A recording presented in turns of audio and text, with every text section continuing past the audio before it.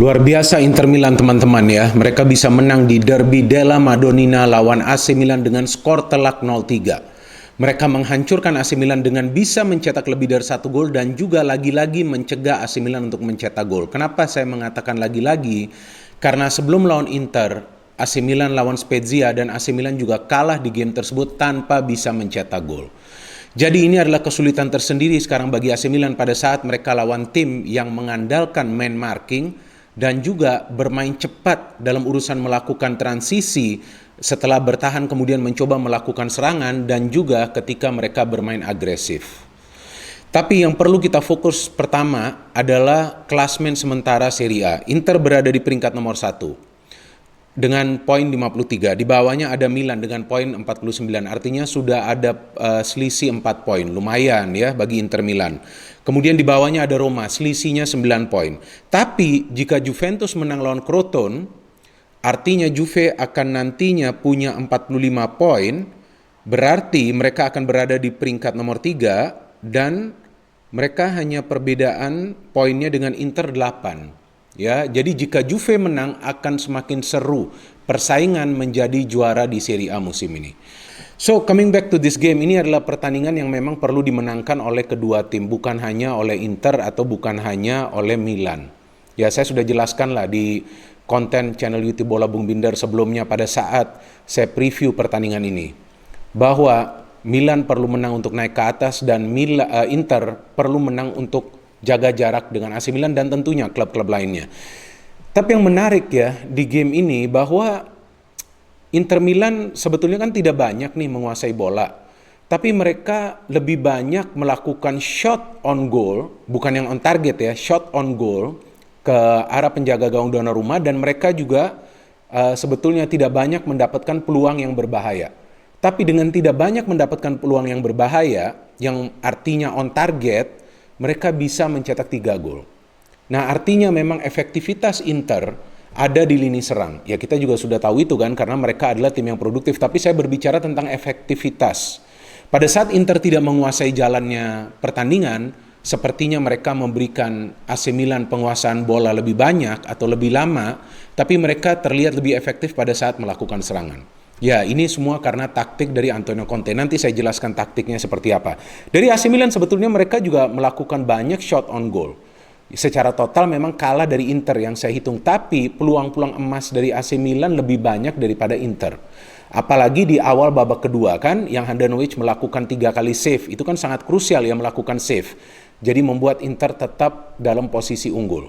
Ini dari line up kan kita tahu Milan juga tidak kehilangan banyak pemain. Hanya Benacer yang tidak bisa bermain.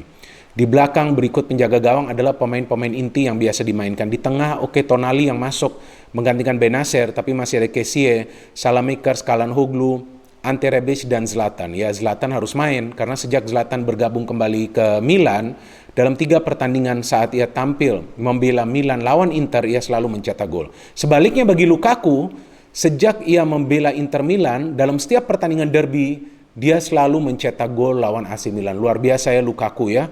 Dan dari Inter, Martinez, Lukaku, Perisic ya, ini yang sudah saya jelaskan di konten preview bahwa Perisic lebih baik main karena ia bisa melakukan cutting inside dan umpan-umpannya akurat. Eriksen, Brozovic, and Barella double B, saya jelaskan peran mereka krusial dan betul krusial.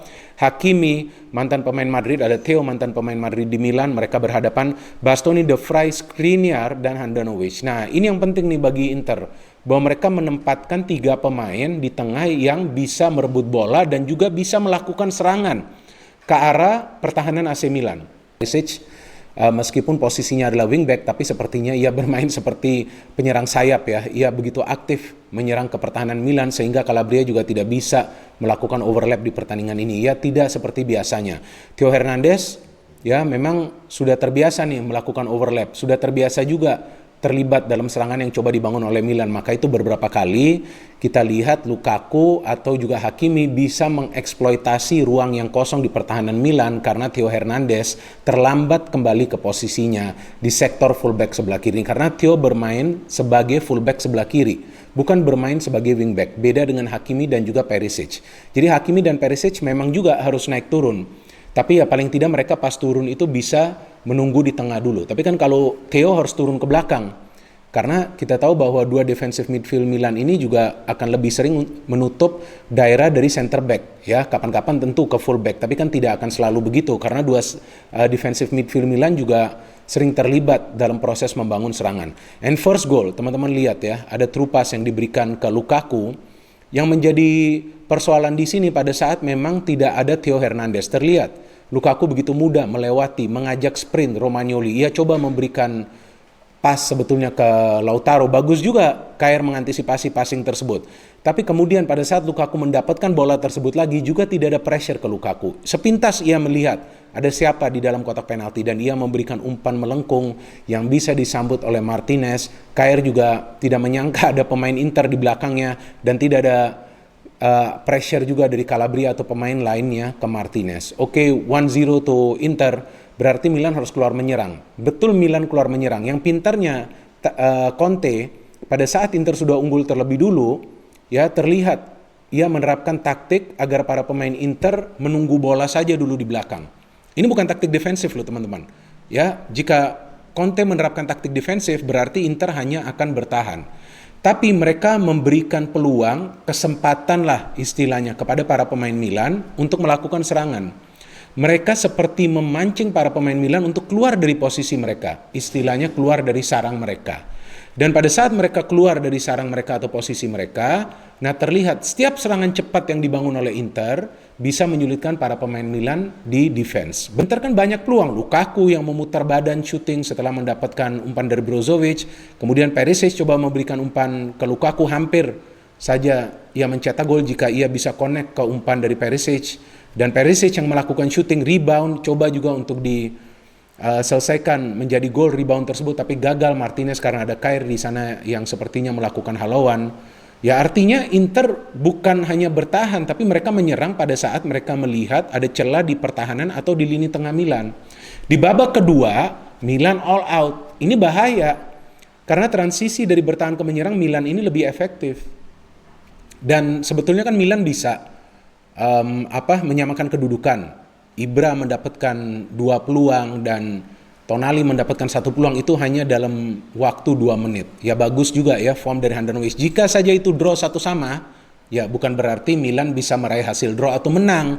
Karena Inter tinggal menunggu waktu saja setiap kali mereka menyerang. Dan kita lihat ya kan bagaimana sebuah proses serangan cepat. Hakimi memberikan bola ke Eriksen. Eriksen tuh bisa saja memberikan ke Martinez, tapi ia menunggu siapa nih, ada pemain yang free. Ternyata Perisic, tidak ada marking ke Perisic. Ya enak aja ia memberikan bola akhirnya ke Martinez yang melakukan pergerakan tanpa bola untuk mencari ruang yang bebas dan bisa mencetak gol kedua bagi Inter. Gol ketiga Inter, coba teman-teman perhatikan siapa yang memberikan pressure ke Lukaku di tengah. Tidak ada. Akhirnya Lukaku bisa mencetak gol. Ada siapa depannya? Romagnoli. No pressure from Romagnoli. Mungkin ia khawatir juga jika ia melakukan tackling dan gagal, Lukaku bisa melewatinya. Ya itu dia, kan artinya confidence tidak begitu baik di lini pertahanan Milan di antara para pemainnya. Yang memberikan umpan itu siapa? Perisic. Kenapa tidak ada tekanan ke Perisic juga? Nah ini yang menjadi persoalan, bahwa pressure dari para pemain Milan tidak terlihat di game ini. Sehingga para pemain Inter setiap kali melakukan transisi dari bertahan ke menyerang, bagus saja passingnya, aman-aman saja. Dan mereka lebih rapi passingnya, lebih akurat. Because there is no pressure.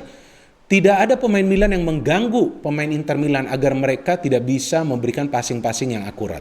Memang Pioli ada melakukan pergantian beberapa pemain. Jika saya tidak salah saat Inter sudah unggul 0-3. Ia memainkan Meite, menarik keluar Tonali. Memang Tonali tidak berkembang di game ini. Ia menarik keluar Zlatan, memainkan Castillejo. Zlatan juga setelah mendapatkan beberapa peluang di awal babak kedua, ia tidak bisa mendapatkan free space. Ya, padahal bola sering diberikan kepada Zlatan. Leao masuk menggantikan Saelemaekers. Leao diandalkan dengan skill individunya juga.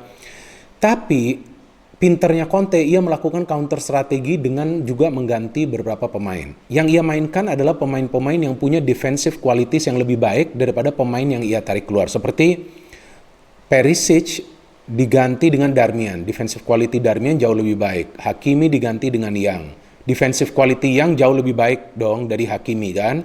Dan ia memainkan Vidal, menarik keluar Barella, di mana memang Barella terlihat tertarik ya, ototnya mungkin hamstring. Eriksen juga ditarik keluar nih. Eriksen kan adalah otak permainan dari Inter. Nah ini bedanya antara Inter dan Milan di game ini, bahwa Hakan tidak bisa perform di game ini. Dan Hakan kenapa tidak bisa perform? Karena siapapun pemain Inter yang dekat kepadanya, itu yang saya jelaskan, Barella dan Brozovic, akan melakukan tackling, akan melakukan challenge. Tapi beda dengan Eriksen. Pada saat Eriksen mendapatkan bola, saya terus terang tidak melihat ada pemain Milan yang memberikan tekanan ke Eriksen. Nah, itu yang mempermudah Eriksen untuk menguasai bola, melihat ada pemain mana yang free, memberikan passing, dan ia sesekali maju bisa memberikan efek dengan merubah sebuah serangan yang sebetulnya tidak berbahaya menjadi berbahaya. Dengan visinya yang memang bagus, ia bisa melakukan distribusi bola yang akurat. Tidak terjadi di kubu Milan dengan Hakan Calhanoglu. Jadi memang terlihat bahwa Inter menang secara taktik, di mana Conte lebih unggul. Ia menerapkan taktik di mana para pemain Inter sepertinya memancing para pemain Milan untuk keluar dari posisi mereka, kemudian mereka cepat melakukan fast break untuk menyerang ke pertahanan Milan, dan ia juga memberikan respons pada saat Pioli memainkan pemain-pemain lain dalam posisi untuk bisa membantu serangan Milan agar Milan bisa minimal mencetak 1 gol. Justru Conte memainkan pemain-pemain yang punya defensive quality yang bagus, jadi Inter bisa menang dengan mencetak banyak gol dan bisa juga mencatat clean sheet. Well done for Inter, dan tetap semangat bagi AC Milan. Jadi fans Inter, ya boleh saja sekarang kalian bahagia, tim kalian berada di peringkat nomor 1 untuk sementara. Kita tunggu bagaimana nanti pertandingan antara Juve lawan Crotone. Jika Juve menang, berarti Juve juga bisa saja nanti terlibat persaingan dalam perebutan gelar juara Serie A. Jadi menarik nih teman-teman, akan ada Inter, Juve, dan juga Milan yang bersaing ketat hingga akhir musim untuk menjadi juara.